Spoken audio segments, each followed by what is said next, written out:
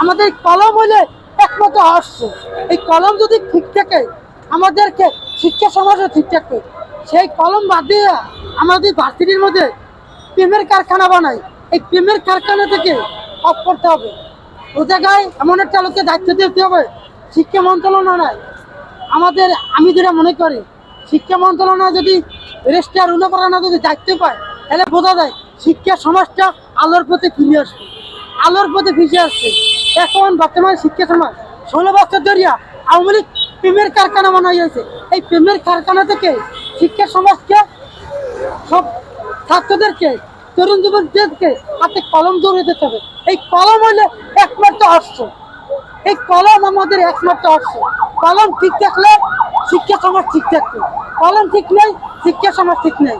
বর্তমানে আমাদেরকে, বর্তমানে সরকার আমাদেরকে আমরা আরেকবার বলছি, সরকার থেকে বলছি আপনি যত তাড়াতাড়ি জাতীয় নির্বাচন দেবেন তত আমাদের দেশের জন্য ভালো। উনি উনি